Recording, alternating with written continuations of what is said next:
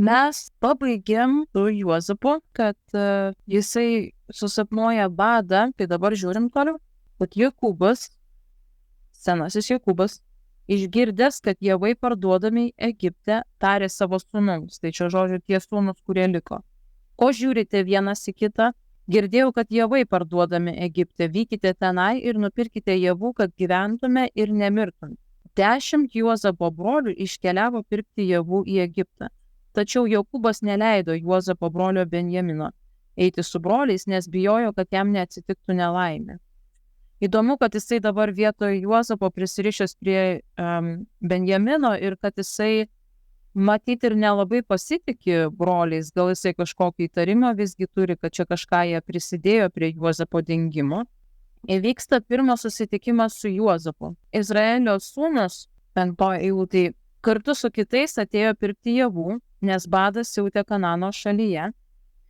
Juozapas buvo Egipto šalies valdytojas. Jis pardavinėjo javus visoms žemės tautoms. Atėjo Juozapo broliai, nusilenkė prieš jį iki žemės. Tai mes atsimenam sapną, kurį Juozapas sapnavo savo jaunystėje, būdamas 17 metų, kai prieš jį ateina ne bet ko kito, o javų pėdai ir jie nusilenkė prieš jį. Būtent tokių grūdų pėdai, kuriuo atvažiavo dabar pirkti broliai į Egiptą. Juozapas pamatė savo brolius, juos atpažino, bet elgėsi su jais tarsi su svetimais. Šiurkščiai su jais kalbėdamas klausė, iš kur atvykote. Jie atsakė, kad iš Kanano šalies maisto pirkti. Juozapas atpažino brolius, tačiau jie neatpažino jo.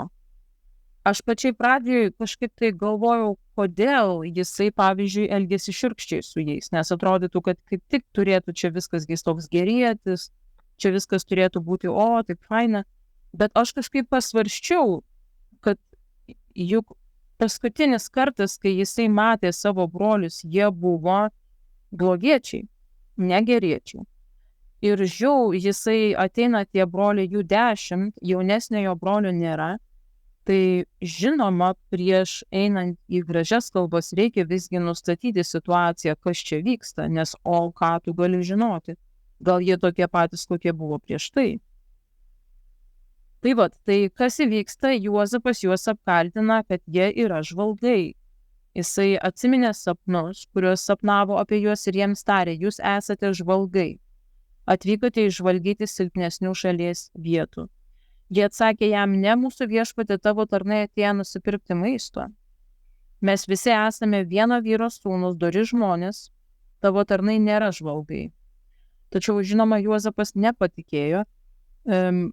Šitas pasakymas, kad jie yra vieno vyro sūnus, turėtų šiaip tai stipriai suveikti, nes jokioje istorijoje ir jokios šalies istorijoje niekas nesiūs visų šeimos vyrų būti žvalgais. Tai tiesiog, iš bet kokios pusės žiūrint, nėra logiška. Tai dėl to jie teisingai sako, mes visi esam broliai, kaip mes tau būsim žvalgai. Jie atsakė, tavo tarnų yra 12 brolių. Jie toliau teisinasi. Tavo tarnų yra 12 brolių, vieno tėvo sūnų, Kanano šalyje, jauniausias liko pas tėvą namuose, o vieno jau nebėra.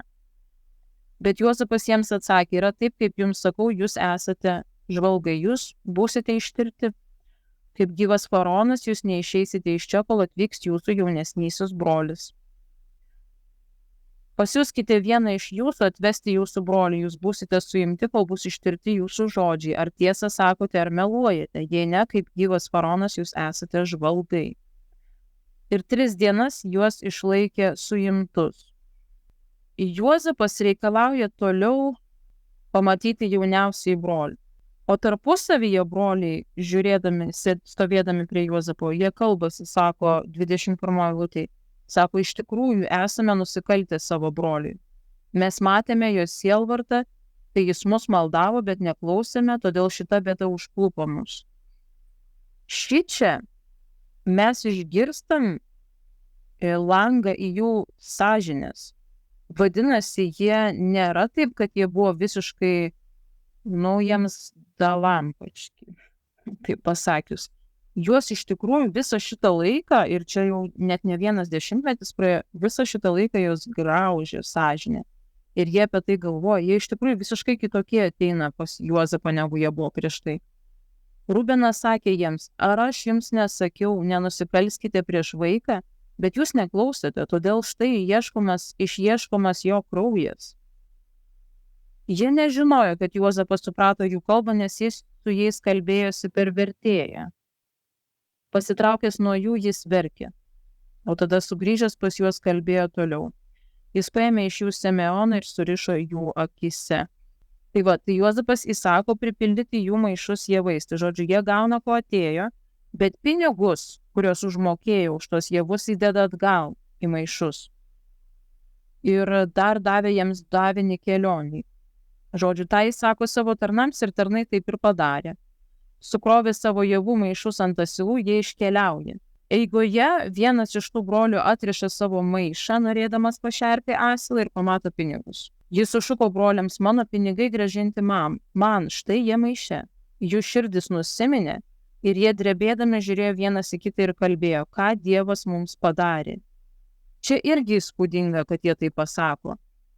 Tas matyt įvykis su Juozapu, ta neramybės jausmas, kurie išgyveno. Aš jau dabar aišku tik interpretuoju, bet mąstau iš žmogiškos pusės, nes juk čia apie žmonės kalba, ne apie personažus sukurtus. Kaip žmonės, kaip tai turėtų juos atverti Dievo iš viso suvokimo apie Dievą. Tas sąžinės graužimas, kaip turėtų juos visgi priartinti ir tokiu atveju, kai jiems nutinka, tai jie sako, ką Dievas mums padarė. Jie suvokia, kad jie nusipelno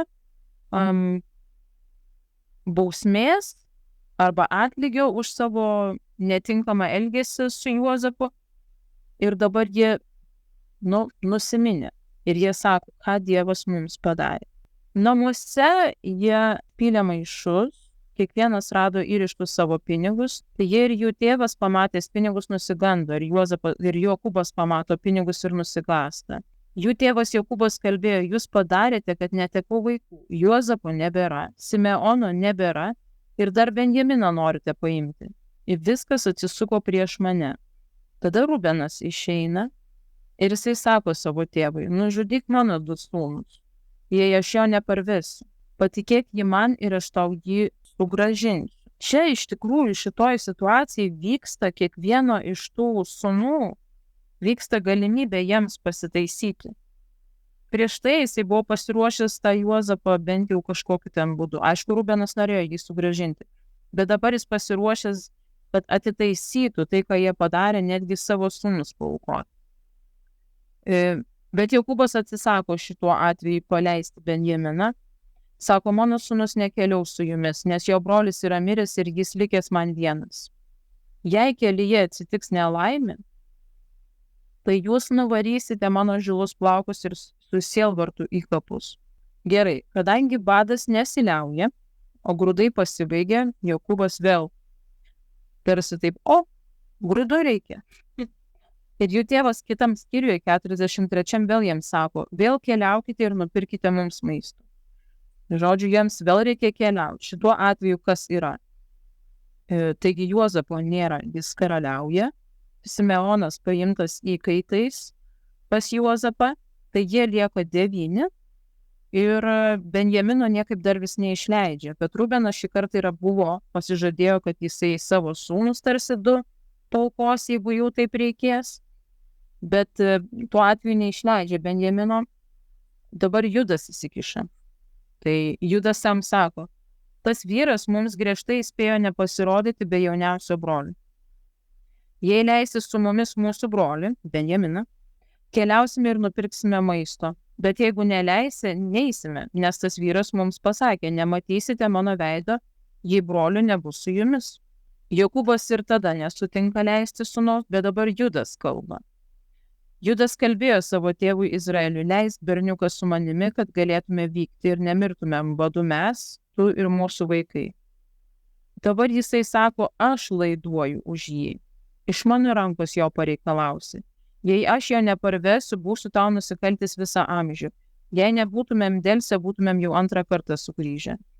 Dabar Judas išperka savo poziciją. Jisai buvo tas, kuris pardavė. Juozapą. Jisai, žodžiu, tas, kuris prisiema atsakomybę.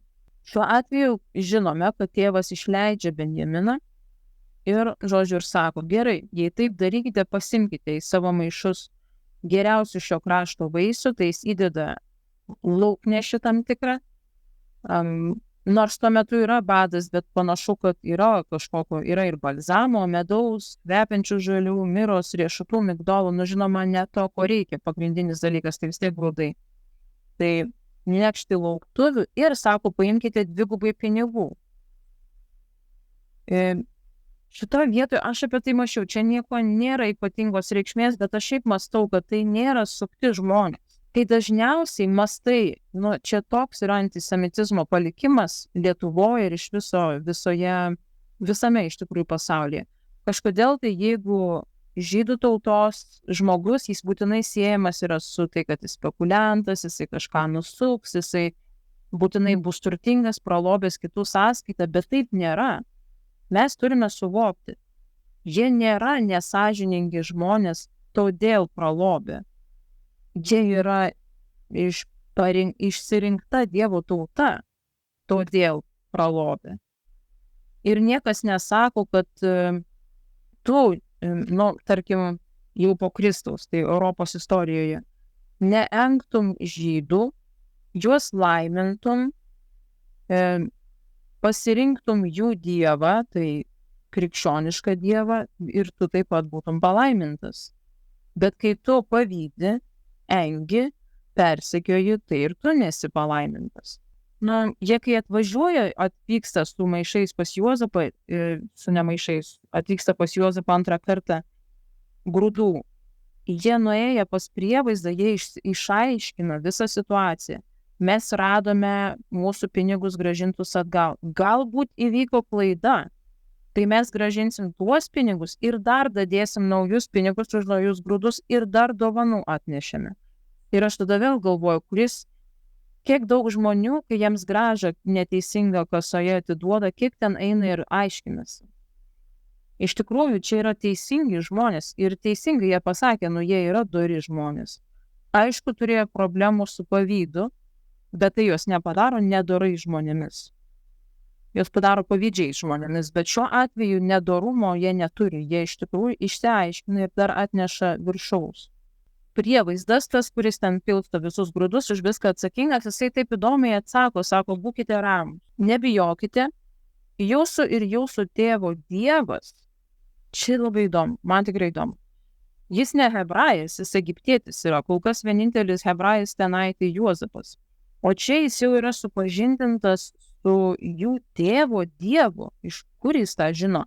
Vadinasi, šitam prievaizdui Juozapas arba papasakoja daugiau, arba apie Juozapą jisai žino daugiau, bet jisai sako, jūsų ir jūsų tėvo Dievas įdėjo jums lobį į maišus. Sako, aš gavau jūsų pinigus.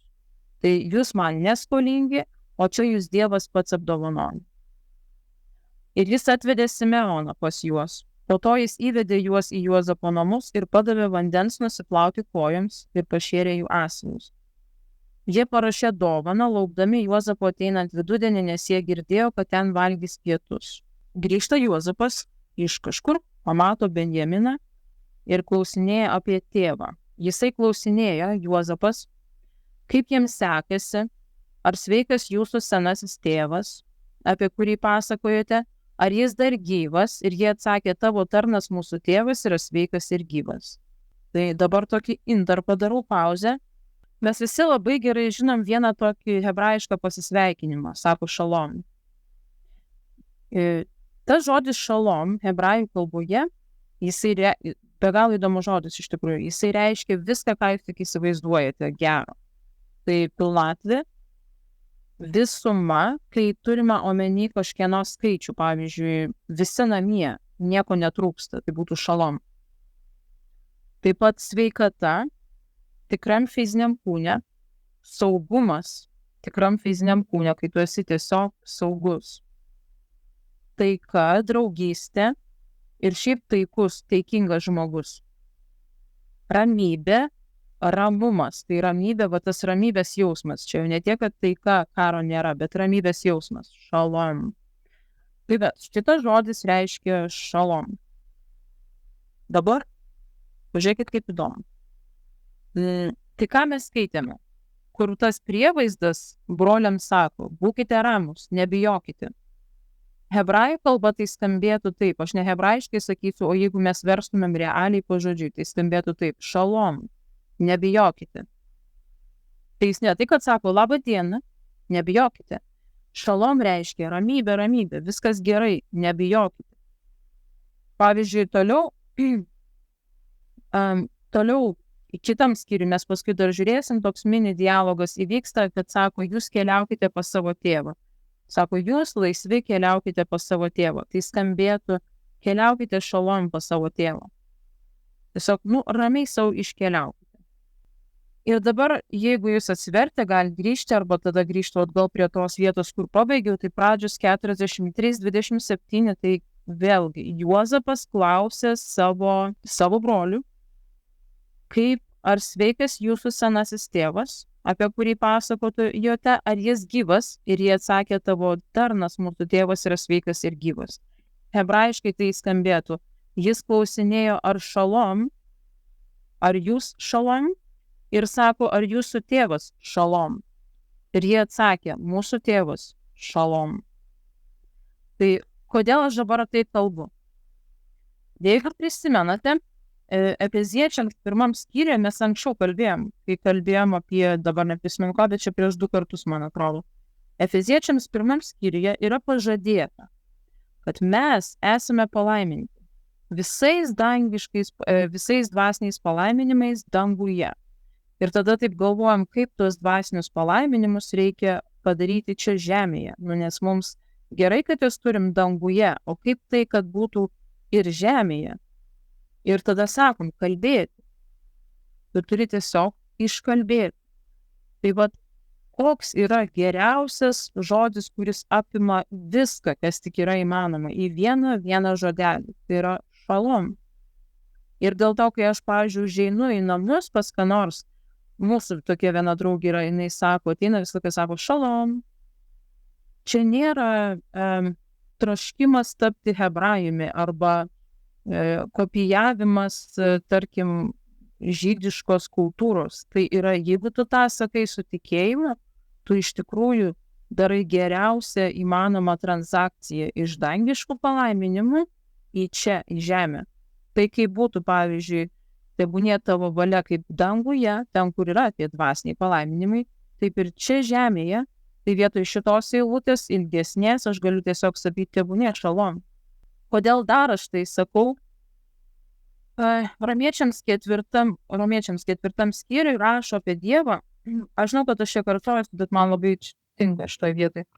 Romiečiams 4 skyriui pasakau, kad mūsų Dievas yra toks Dievas, kuris tuos dalykus, kurių nėra, vadina taip, tarsi jie būtų. Tai jeigu mes esam jo vaikai, sukurti pagal jo atvaizdą, ir dar prideda, kad jūsų žodžiuose yra mirtis arba gyvenimas, liežuvio galioje yra mirtis arba gyvenimas, vadinasi tikėjimu, kalbant šalom, mes turėsime tai, ką tas žodis ir reiškia. Aš minėjau, kad mes, atvykom mūsų arklys, milžinas tiesiog, kumeliukas, bet jau tokio dydžio, kad didesnis už mus, mes jį pavadinom ramybė. Tai vat ramybė, Vitalija, šalom, salomėja, visus įmanomus žodžius, kokius sugalvom, kas susijęs su ramybė. Ir mes tikime, kad jeigu mes tiesiog vadinsim tą arklį ramybė, jis bus pats ramiausias arklys visoje Lietuvoje. Tai lygiai taip pat, jeigu mes vadinsim savo namus kiekvieną rytą šalom, kūnui įsakysim šalom, jis ir bus šalom. Jeigu prisimenat, Jėzus 14 Jono skyriuje jisai taip sako, aš jums duodu savo ramybę. Ne kaip pasaulis duoda, aš jums duodu. Ir tas žodis tenai ramybė yra airin, jis yra graikų kalboje. Bet kadangi turint omeny, kad jis visgi yra hebrajas, tai jeigu jisai būtų kalbėjęs hebrajų kalbai, jisai sakytų, aš jums palieku savo šalom. Tai reiškia, jisai palieka pilnatvę. Jame, Kristuje, yra pilnatvė, ramybė, sveikata, visuma, Ir jisai supriešina šitą šalom su to, kas yra pasaulyje. Ten nėra nei sveikatos, visos ten nerasite tiesiog. Galime jau padėti tašką ant šito mito. Nerasite sveikatos pasaulyje, nerasite ramybės, užtikrintumo, visumos, pilnatvės pasaulyje, nes Jėzus sako, aš turiu tą šalom, aš jį palieku jums. Tai žodžiu, išsiaiškina, kad Jokūbas yra šalom ir tada jie visi sėda valgyti prie stalo. Pamatė savo brolį Benjaminą, savo motinos Rachelės sūnų, klausė, ar šitas yra jūsų jauniausias brolis, apie kurį pasakojate? Ir tarė jie jam, Dievas tebūna tau malonus, mano sūnau. Juozapas išskubėjo, nes jis susijaudino dėl brolių ir ieškojo vietos išsiverkti. Mes matom, kad jis labai jautrios sielos žmogus. Ir įėjo į savo kambarį ir ten verkė. Paskui nusiprausė veidą, išėjo ir susitvarkė, tarė, paduokite valgį. Tai dabar taip, vyksta pietus, jie visi padeda, valgys yra padedamas Juozapui atskirai, broliams atskirai, su juo valgysiems egiptiečiams taip pat atskirai. Paaiškinimas, todėl kad egiptiečiai negali valgyti drauge su hebrajais, nes tai jiems yra pasibjaurėjimas. Galbūt to nežino tie 10 brolių, dabar šiuo atveju 11 brolių. Keista, kad jiems tai nekėlė sumišimo, bet paskui dar įdomesnis dalykas vyksta. Jie susėdo prieš jį, pirmagimis pagal savo pirmagimystę, o jauniausias pagal savo jaunumą. Ir jie žvilgčiojo vienas į kitą nustebę. Ar jie susėdo, ar jie buvo susodinti, kaip ten bebūtų, jiems tai turi pradėti kelti klausimus, kas čia vyksta. Jie susodinti pagal pirmagimystę, tai reiškia, kad kažkas žino, kaip jie turi būti susodinti. Antraip jie nebūtų nustebę. Valgiai jiems buvo nešami iš Juozapui skirtų patiekalų, bet Benjaminas gavo 5 kartus daugiau, bet jie vis tiek dar nesupranta, kas čia dedasi. Tai sekantis epizodas yra, kai juos visgi išleidžia su grūdais, bet į vieną iš maišų, iš Benjamino maišą įdeda taurę. Juozapo taurę.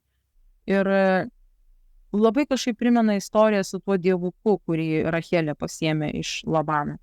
Bet, žodžiu, jie paleidžiami yra ir paskui atsivyja Juozapo pasiuntinys ir sako, ką jūs padarėt, jūs pasiėmėt šeimininko taurę ir, žodžiu, sako, jeigu pas ką rasite maiše tą taurę, tai būnė jisai verdės, dar taip sako.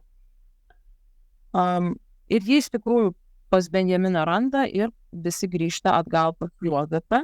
Šiuo atveju vėl Judo įstabus elgesys pasirodo, nes jisai nesiteisina. Jisai nesako, oi, mums kas čia nutiko. Jau jie mato, kad jie yra kažkokie vyksta aukštesni už juos veiksniai, kur nėra reikalo teisintis. Viskas bergždžio yra. Tai jisai tiesiog ateina ir jisai tą situaciją kalba. Aš visos kalbos jo neskaitysiu, bet aš pabrėžiu, ką aš sužinojau, kad pasirodo Biblijos tyrinėtojai šį monologą Judo, kaip jisai aiškinasi, laiko vieną iš gražiausių kada nors pasakytų kalbų literatūriškai. Tai vat šiaip, jeigu ką, jau paskui, kai skaitysite, tą turėkite omeny. Tai tiesiog taip ją vertina, bet aš paskaitysiu paskutinės eilutės, ką jisai sako. Sako, tavo tarnas laidavo, čia 44 skyriaus pabaiga, tavo tarnas laidavo už berniuką savo tėvui, sakydamas, jei aš jo neparvesiu, būsiu nusikaltęs tau visą amžių. Todėl prašau valdovį, palik mane berniuko vietoje tau vergauti, o berniukas tik grįžta su broliais. Kaip galėčiau grįžti pas savo tėvą be jauniausiojo brolių ir matyti nelaimę, kuri ištiks mano tėvą?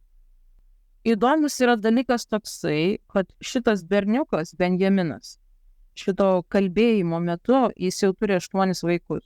Aš nežinau tiksliai, kodėl jisai vadinamas berniuku ir kaip tarp brolių ir iš viso toje visuomenė, kaip susidėliodavo viskas, kodėl jisai tarsi jau turėtų būti vyras, pamaščius, gerai, ką žinau, 30 metais.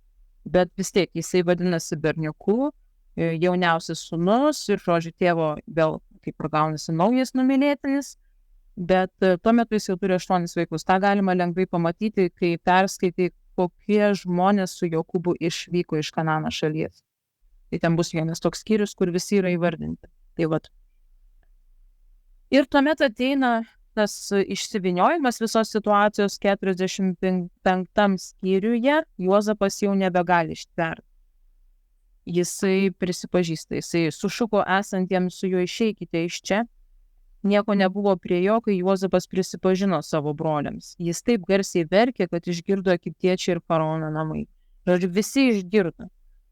Tai turėtų būti įstabus reginys iš tikrųjų, turint omeny, kad jisai laikomas yra po faraono antru asmeniu. Bet toks emociška įtampa vyktų, turėjo būti tikrai, prisiminkit, čia nėra filmas, čia tikrai tokia istorija vyko. Broliai sužinojo, kad tai yra Juozapas, jų brolis, jie išsigąsta, bet Juozapas juos ramina. Akivaizdžiai parodo, kad prieš juos keršto jisai neturi. Ir jisai taip sako, aš esu Juozapas, ar mano tėvas dar gyvas? Jo broliai išsigandę negalėjo nė žodžio ištarti. Juozapas tarė savo broliams, prieikite prie manęs. Jiems priėjus jis kalbėjo, aš esu Juozapas, jūsų brolis, kurį pardavėte į Egiptą. Nesisielokite ir nebijokite, kad mane pardavėte. Jūsų gyvybei išlaikyti Dievas mane siuntė pirma jūsų. Dievas atsiuntė mane pirma jūsų, kad išsaugotų jūsų palikuonis ir išgelbėtų jūsų gyvybės dideliu išgelbėjimu. Taigi ne jūs mane čia atsiuntėte, bet Dievas. Jis mane padarė tėvu faraonui, visų jo namų tvarkytojų ir Egipto šalies valdytojų. Juozapas 17 metų susapnuoja sapnus. Tai jau Dievo numatyta. Tai, kad Juozapas atsiduria duobėje, paskui parduodamas į Egiptą, tai Dievo numatyta. Tai, kad jis atsiduria kalėjime, tai Dievo numatyta, tada susipažįsta su tais duonkepių vynininku ir tai numatyta, netgi faraono sapnas jau Dievo numatytas ir galiausiai ir badmetis numatytas ir dabar jam reikia, po to numatyta yra, kad Izraelio giminė, kuri paskui Egipte išaugs į didelę tautą, būtent Egipte, ne Kanano žemėje. Paskui pargrįš atgal. Ir atrodytų, kam to reikia. O ten buvo parašyta dėl to, kad tos Kanano šalies žmonių nuodėmių saikas dar nepilnas. Dėl to jie išimami iš to žemės, anie iki galo pripildo nuodėmės saiką ir tada izraelitai bus išvesti iš to žemės. Ir viskas tuo tarpu kaip daugybė lėjerių yra. Čia yra ir provaizdis, bet čia turi saiką užpildyti Kanano žemė. Iš Egipto išėjimas provaizdis ir žodžiu visur yra, Dievas visur viską panaudoja daugybę kartų, kad mums parodyti čia pavyzdį, čia pranašystę. Dabar truputėlį aš peršoku į pačią pabaigą, nors šiaip turėčiau pabaigoje pasakyti, bet aš dabar peršoku patį paskutinį 50 skyrių. Tai mes dabar pasižiūrėjom, Juozapas sako broliams nesisielokit. Dievas taip norėjo, kad įvyktų. Tada miršta Jokūbas, mes dar apie tai skaitysim, bet aš peršoku, miršta Jokūbas ir štai kas įvyksta. Jokūbui mirus, Juozapo broliai bijojo ir kalbėjosi. Galbūt Juozapas pradės neapkęsti mūsų ir atkeršys mums už visas piktadarystės, kurias jam padarėme. Po šitas mažas tarpelis, kuris čia įvyksta, yra 17 metų. Jūs įsivaizduokite, kokioje kančioje turi gyventi visgi broliai, kurie iki galo neapsugeba priimti atleidimo. Juk pasakė, nesisielokite, priimk atleidimą ir gyvenk toliau, bet jie 17 metų gyvena dvasinėje, taip išeina priespaudoje, kažkokioje graužatyje. Ir kai miršta tėvas, kur jie galvoja, va čia buvo mūsų vienintelis dar garantas, kad mes maloniai išgyvensim būtent dėl jo. Kai miršta Jokūbas, jie galvoja, dabar jau mums šakės. Jie netiki, kad gali būti žmogus pilnai atleidęs. Matyt, jie patys to niekada nedarė ir nesuprato, kad taip gali būti, kad žmogus tiesiog atleidžia ir viskas, taškas. Jie nusiuntė jam tokią žinią, Juozapui, tokią dar beveik manipuliacinę žinią. Sako, tavo tėvas, ne mūsų visų tėvas, tavo tėvas, Juozapai, prieš mirdamas liepė mums, kad sakytume tau, atleisk savo broliams jų nusikaltimą ir nuodėmę, nes jie piktai su tavim pasielgė. Taigi dabar prašome atleisk tavo tėvo Dievo tarnų nusikaltimą. Juozapas verkė girdėdamas šiuos žodžius. Po to jie nuėjo pas jį ir parpuolė prieš jį, sakė, mes esame tavo vergai. Bet ką, žodžiu, darom, tai prašau mums atleisk. O Juozapas jiems atsakė, nebijokite, argi aš užimu Dievo vietą? Žodžiu, jo pyktis, kartėlis jau senai sutvarkytas.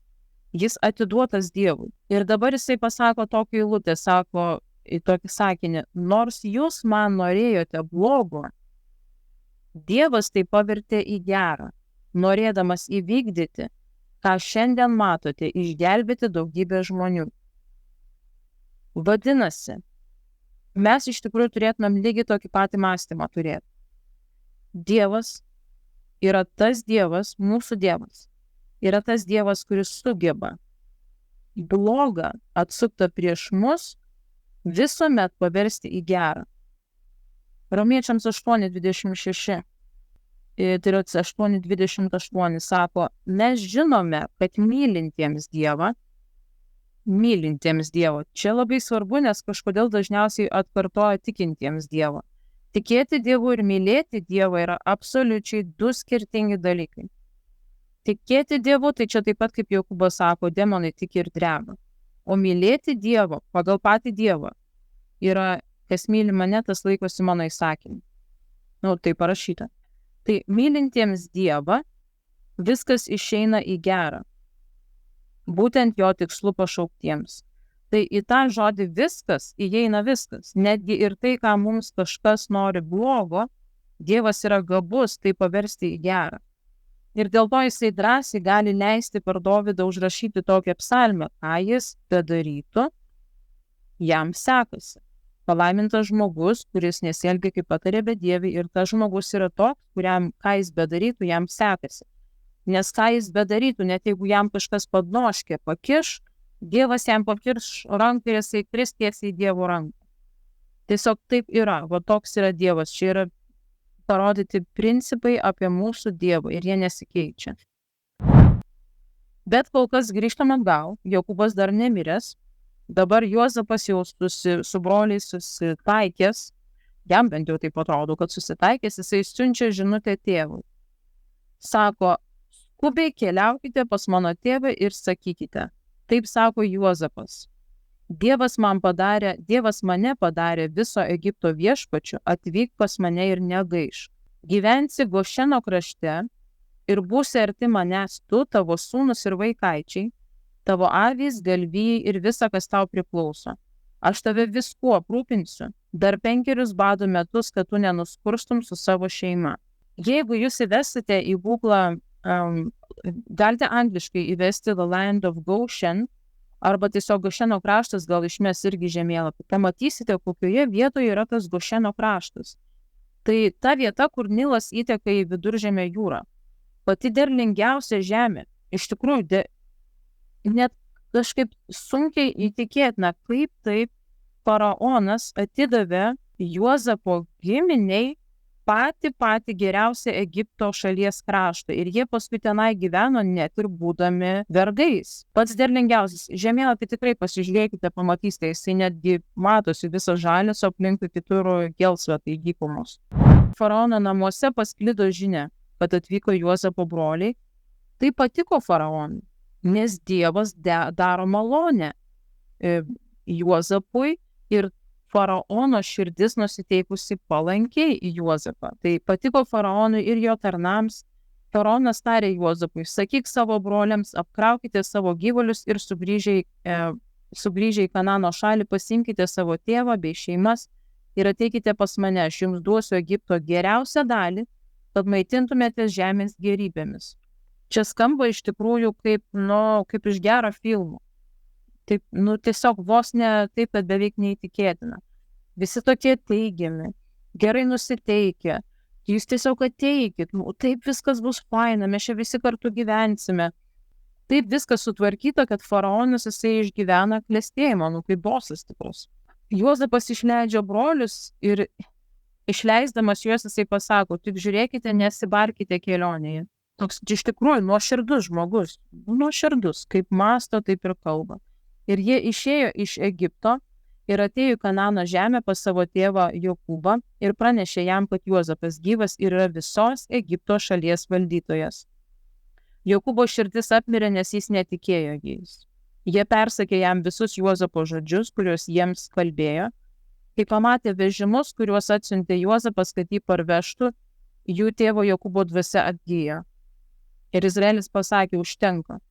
Mano sūnus Juozapas dar gyvas, eisiu ir pamatysiu jį prieš numirdamas. Tai dabar visa Jokūbo giminė, kuri buvo užgyvenusi, tai Jokūbo arba Izraelio giminė, dabar pakyla ir eina į Egipto kraštą.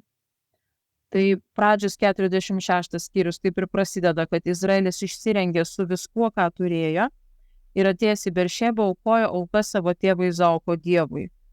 Dabar Dievas jam kalba sapne arba nakties regėjime ir jisai patvirtina, kad nebijok eiti į Egipto kraštą, tu tenai tapsi didelė tauta. Sako, aš lydėsiu tave į Egiptą ir parvesiu atgal, o Juozapas savo ranka užspaus tavo akis. Čia pranašystė jam ir kas iš tikrųjų taip ir įvyksta. Tada Jokūbas išėjo iš Beršebos, Izraelio sūnus vežė tėvo Jokūbą savo vaikus ir žmonas vežimuose, kuriuos faraonas atsiuntė jiems. Tenai yra įvardinta, kiek asmenų iš viso išvyko, tai yra 70. Juozapo sūnus gimė Egipte buvo 2, iš viso skaičiuojant Jokūbo sūnų žmonų, Jokūbo namams priklausančių asmenų atvykusių į Egiptą buvo 70. Jokūbas pasiuntė pas Juozapą pirmą savęs Judą, kad nuvežtų jį į Gošeną. Jie atėjo į Gošeno kraštą. Juozapas savo vežimu važiavo į Gošeną pasitikti savo tėvo Izraelio. Jį pamatęs puolė jam ant tako ir apsikabinęs ilgai verkė. Izraelis tarė Juozapui, dabar galiu mirti, nes pamačiau tavo veidą, kad tu esi gyvas. Bet dar nemirs 17 metų. Ir faraonui dabar Juozapas pristato savo brolius faraonui, pirmą 5 brolius, o paskui savo tėvą.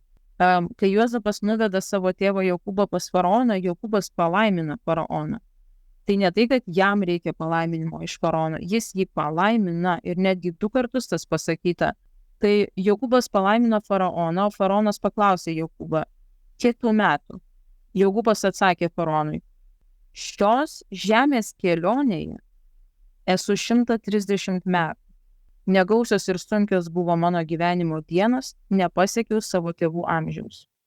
Panašiai parašyta ir Naujajame testamente, kad mes esame šitoje žemėje pakeliui.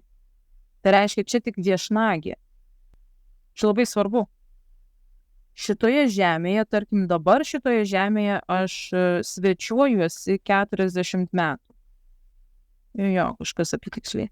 40 metų. Tai vadinasi, mano kelionė, kai baigsi šitoje žemėje, jinai nesibaigs kelionė. Tiesiog baigsis lokacija mano kelionės.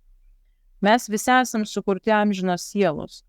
Ir mes tik tais amžinybę praleisim arba su Dievu, arba atskirti nuo Dievo. Amžinybę. Ir aš paskaitysiu, pavyzdžiui, Hebrajams yra 11 skyriui 13 eilutė. Štai kaip skamba, sako, čia kalba apie tuos tikinčiuosius herojus, tikėjimo herojus. Tai apie Sarą, Abraomą, Nojų. Sako, jie visi mirė tikėdami, dar negavę pažadėtų dalykų, iš tolo juos regėdami, buvo įsitikinę jais ir priėmė juos išpažindami, jog jie žemėje svečiai ir keleiviai. Žodis svečiai reiškia svetimi ir neįprasti, o keleiviai tai piligrimas. Žodis keleivis šičia iš tikrųjų implikuoja tai, kad tai yra žmogus, kuris iš tikrųjų gyvena visai kitoje šalyje, bet atvykęs į šią šalį piligriminiai kelioniai. Tai yra užsienietis, jeigu dar kitaip pasakyti. Tai žodžiu, mes esame šitoje žemėje užsieniečiai. Petras savo laiške paskui rašo, sako, su baime elkitės savo viešnagės metu. Mes esame iš kitos, mes piliečiai kažkokios kitos vietos, o čia esam užsieniečiai. Ir dėl to mes ir neprivalome tapti. Užsieniečiai reiškiasi dar ir žiūrint ne tik, kad šiame pasaulyje užsieniečiai. arba viešnagė čia mūsų yra žemėje. Mes užsieniečiai ir pasaulyje esame. Pasaulyje kaip neįtikėjusių žmonių tarpe. Tai reiškia, mes neprivalome asimiliuoti su pasauliu. Mes esame pasaulyje kaip nusvetimšaliai, kurie turi labai stiprią savo kultūrą, Dievo karalystės kultūrą, ir kuri niekaip, ta kultūra turi užkrėsti pasaulį, o ne pasaulis užkrėsti šitą kultūrą. Filipiečiams 3:20 parašyta, kad mūsų tėvynė yra danguje. Tai paprašau, čia kaip vokietis yra užsienietis Lietuvoje, taip mes esame užsieniečiai pasaulyje. Nes mūsų tėvynė ne čia. Mūsų tėvynė yra danguje. Mes dabar iš ten kildinami, kai gimstame iš naujo.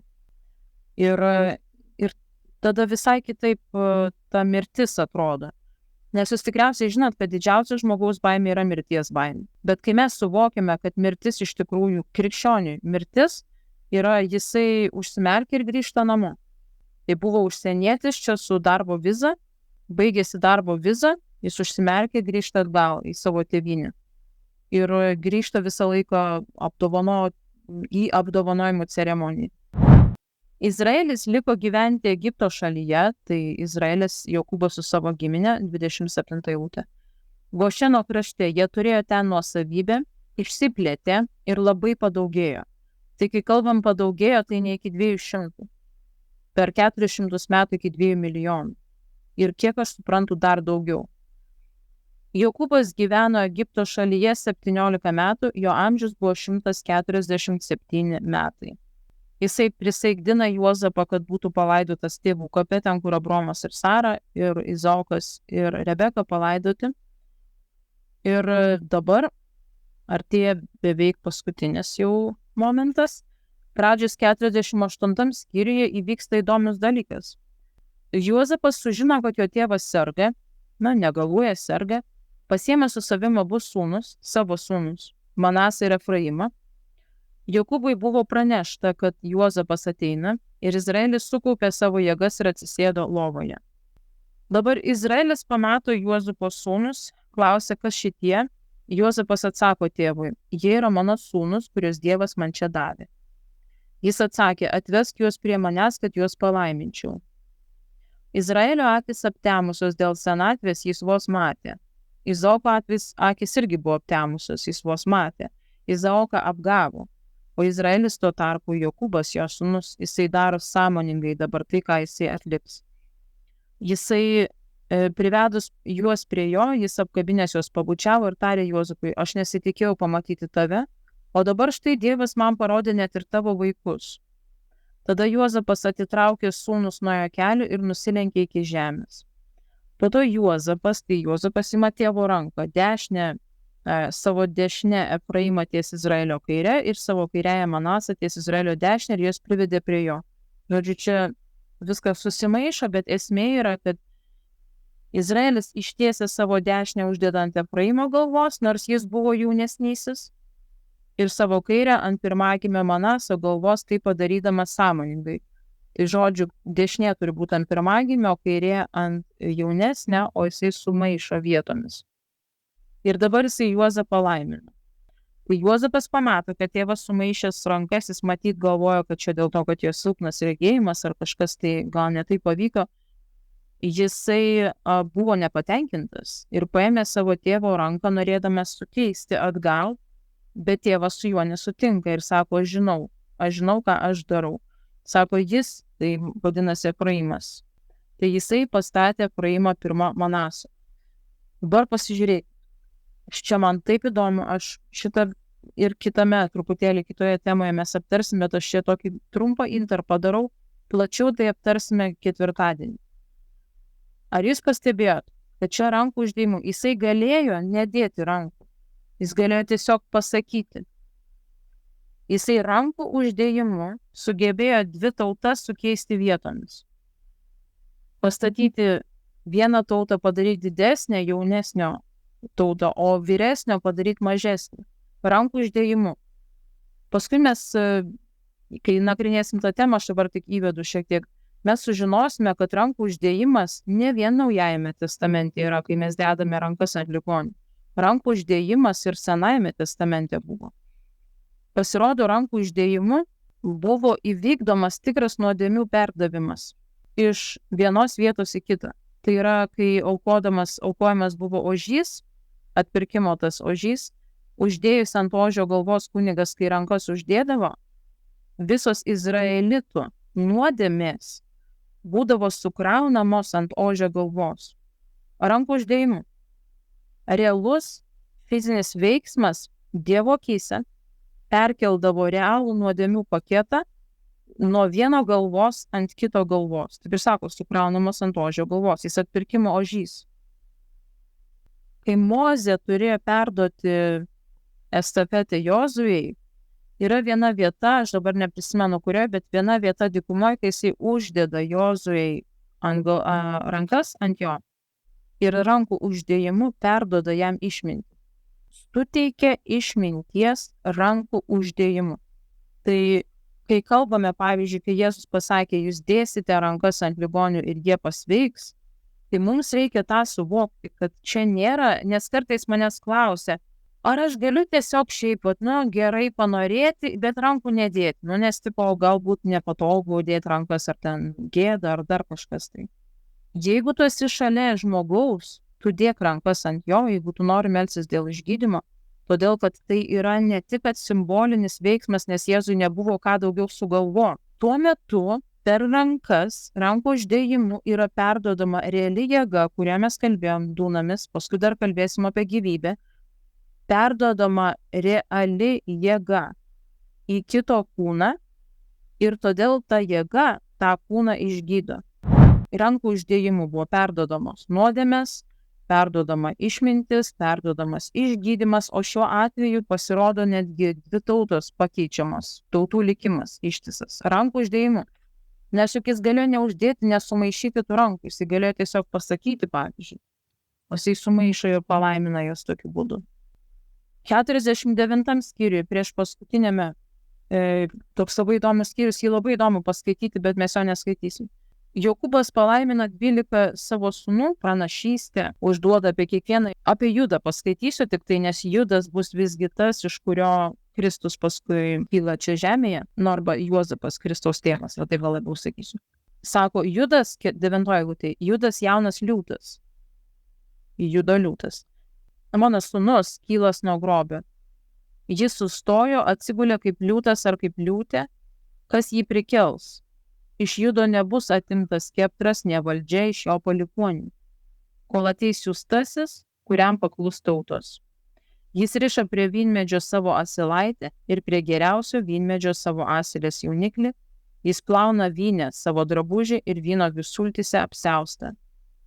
Jo akys spindės nuo vyno ir dantys bus balti nuo pieno.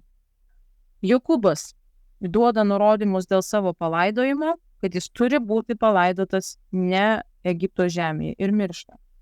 Jisai sako, kad Jokūbas baigęs duoti nurodymus savo sūnums, įkėlė kojas į lovą, atidavė dvasią ir susijungė su savo tauta. Aš absoliučiai tikiu, kad mes turėtumėm lygiai taip pat išeiti iš šitos žemės. Aš absoliučiai tom tikiu.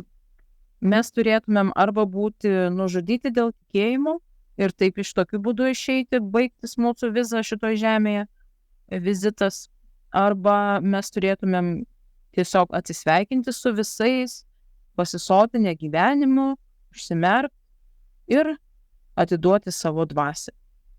Ir ne vienas liudijimas yra, kad taip ir yra įvykę.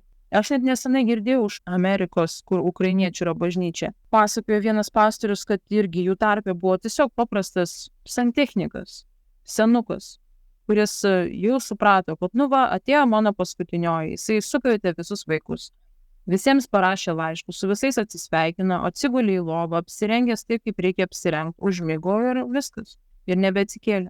Čia šiuo laiku istorija, dabar kažkada aš nesenai girdėjau. Tai Juozapas 50 skyriui, Juozapas puola prie savo mirusio tėvo Jokūbo, jį bučiuoja, paliepė savo tarnams gydytojams išbalzamuoti tėvą, tas vyksta 40 dienų, paskui praėjus 40 dienų, egiptiečiai jį dar apraudoja 70 dienų. Tikrai ne dėl paties Jokūbo, dėl Juozapo. Juozapas realiai išgelbėjo Egipto skūrą.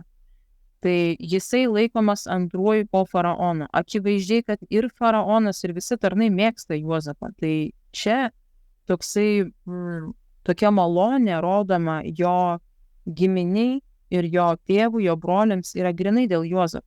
Galiausiai Juozapas ir jo tėvo namiškiai liko gyventi Egipte. Juozapas gyveno 110 metų ir Juozapas sakė savo broliams: aš mirštu, Dievas tikrai aplankys jūs ir išves iš šitos žemės į kraštą, kurį jis prisiekdamas pažadėjo Abraomui, Izaokui ir Jokūbui.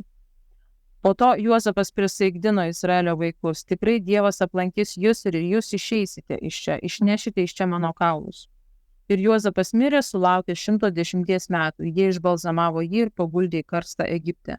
Paskui tuos kaulus po 400 metų jie iš tikrųjų išsineš iš Egipto į pažadėtą žemę. Senajame testamente yra labai daug Kristaus prototipų. Angliškai tai geriau vadinasi type and shadow, tai toksai kaip provaizdis, tarkim, obrazėtas, man atrodo, rusiškai skamba. Tai Juozapas ypatingai turi daug panašumų. Tai kam tai iš viso prototipai reikalingi? Tai Senajame testamente vis pasitaiko kažkokių tai asmenų, kurie savo bruožais tarsi nusako, kaip turės atrodyti tas mesijas, kuris ateina. Kad atpažintų, ko žydai net neatpažino, nors ir studijavo raštus belekiek, fariziejai raštų žinovai vis tiek neatpažino. Tai kokie panašumai yra tarp Jėzaus ir Juozapo? Abudu pirmagimiai, Juozapas padarytas pirmagimiu ant pačio galo. Abu piemenys, apie abu pranašauta, kad jie valdys. Abiejų broliai pavydėjo. Atsimenat, Jėzaus broliai vienu metu sako, kad jisai pagalvojo, kad išprotėjo. Buvo pranašystė, kad Juozapas valdys Izraelio tautas per sapną, o Jėzus visas tautas, įskaitant Izraelį. Juozapas buvo tėvo nusiųstas pas brolius, tai tėvas siuntė jį pas brolius, o dangiškasis tėvas Jėzus siunčia pas Izraelį. Nuo abiejų buvo nuplėštas rūbas, abiejų rūbas suteptas krauju. Abudu buvo parduoti ir abudu kartus pardavėjas buvo Judas. Vienas pasmerktas myriop, o kitas iš tikrųjų nužudytas.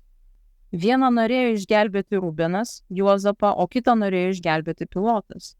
Abudu buvo buvę Egipte, abudu tapo vergais. Na, vergas, turiuomenį Jėzus, gal ne toks vergas kaip Juozapas, bet vergas tom, kad jisai pats negalėjo spręsti, kaip jam bus. Abu neteisingai apkaltinti ir nubausti. Abu pasitaikė su kitais dviem nuteistais mirti, tai vieni ant kryžiaus su Jėzumi buvo iš abiejų pusių, o kiti kalėjime su Juozapu. Abiejuose gyveno Dievo dvasia. Visi keliai priklaupė Juozapui ir visi keliai priklaups Jėzui. Vienu metu Juozapo vardą faraonas jam davė naują vardą. Kažkurioje vietoje tenai užrašyta, kad jisai, kai patikėjo jam visus valdyti visą Egiptą, jam ir vardą egiptietišką davė. Ir tas egiptietiškas vardas turi savyje reikšmę gelbėtojas. Tai abiejų vardai gelbėtojas. Ir abiem karalius davė pagonišką nuotaką. Tai Juozapui buvo egiptiečio kunigo dukra, o Jėzui mes duoti, pagonys kaip nuotaka. Juozapai buvo 30 metų, kai pradėjo dirbti pas faraoną, o Jėzui buvo 30 metų, kai prasidėjo jo tarnystė. Abudu atleido tiems, kurie norėjo juos sunaikinti. Juozapo giminė, kaip ant pačio galo minėjau, jie gavo palankumą iš faraono tik dėl pačio Juozapo. Lygiai taip pat ir mes iš karaliaus, iš dangiško tėvo gaunam palankumą ne dėl mūsų pačių painumo, o dėl Jėzaus. Taigi abudu yra gelbėtojai ir galiausiai Jėzus buvo be nuodėmės ir Juozapas, nors mes suvokiam, kad jis negalėjo būti visiškai be nuodėmės, bet tiek, kiek aprašyta apie jį pradžios knygoje, ten neparašyta nei viena nuodėmėjo. Tai va, tai toksai įdomus yra provaizdis ir prototipas Jėzaus. Ir užbaigiam pradžios knygą.